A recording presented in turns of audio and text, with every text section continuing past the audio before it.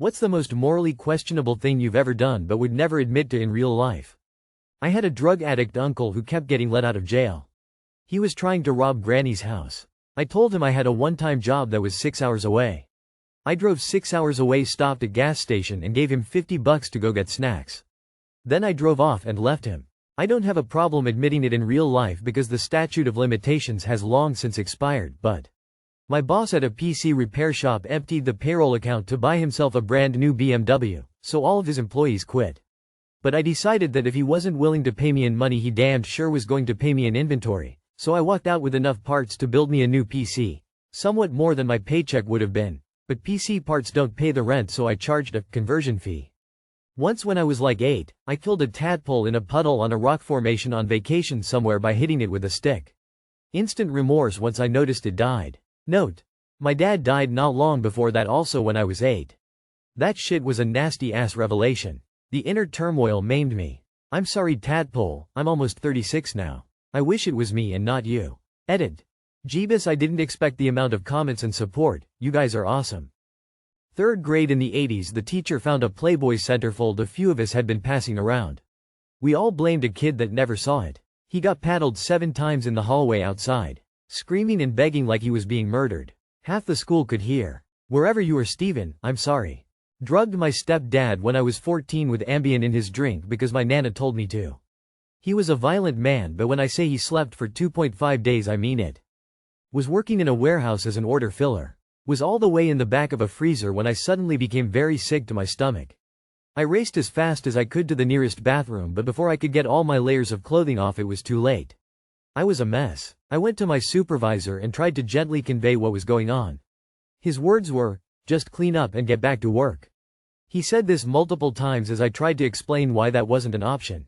Was told I would receive points for leaving. I got so pissed off at the situation that I took all my soiled clothing, locked it in my locker with a personal lock and never went back. To whoever had to clean that mess, I'm sorry. You didn't deserve that. And to my old supervisor, you suck. Was let go from my first job for making my boss look bad for finishing daily tasks too quickly, and being open about the division not being efficient. He made an example of me so others would back off. So when the company asked me to come in for an exit interview, I told them I had nothing to say but to follow my boss outside at lunch to the parking lot if you fancy an interesting view. He was arrested for possession and distribution of cocaine, got a year in jail and life pretty much ruined. I bumped into him about 3 months after he was released while walking around a mall, and he told me I ruined his life, which I then came back and said, "You had me fired for trying to make the company better, cheers." Felt bad he got the year in jail, and looked like hell, but in my early 20s, our apartment got burglarized. Most of what they took wasn't very valuable, but I had 2 silver pocket watches I inherited from my grandpa, that probably would have fetched $3,000 combined. The problem was that my renter's insurance policy limited jewelry losses to $1,000. Conveniently, my roommate had lost a really expensive 35 mm camera and his insurance policy only covered $1,000 for it. He also worked at a computer store. So I gave him documentation on one of the pocket watches, and he gave me a backdated fake receipt for a computer. We were both able to adjust our claims and get extra money out of our insurance companies to help with our losses.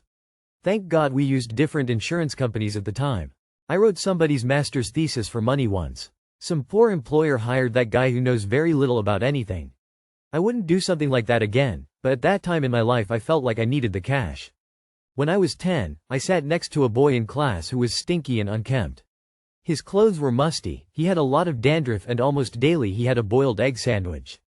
One day I had a bit of an upset stomach and I let off a fart in class.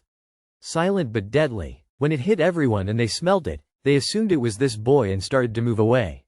I moved away with them and pretended it had been him. He knew it was me and I knew he knew, and I never apologized or corrected the record. I had a professor in college that I despised. He despised me as well. He was a hateful, angry old codger. I was a dumbass college kid. One night my friend and I dressed up in all black, because that's not suspicious, and snuck up to his vehicle, putting little BBS in each one of his tires' intake valves and recapping them. The next morning, sure enough, he had 4 flat tires. Thank goodness this was in 2004 or so. Otherwise, some doorbell camera would have definitely caught our tomfoolery. When I was in high school, I dated a boy who was horribly abusive, and ended up cheating on me with my best friend the night before my senior prom. Also found out he had been cheating on me pretty much the whole time via the Meet Me app. I obviously dumped him. A few months later I found out he was already dating another girl, so I created an account on MeetMe, and proceeded to pretend to be someone else for multiple months, get him to virtually cheat on his girlfriend at the time, and send her all of the evidence using a fake social media account. Sorry girl, skeptical smiley face. He would have done it anyways, skeptical smiley face.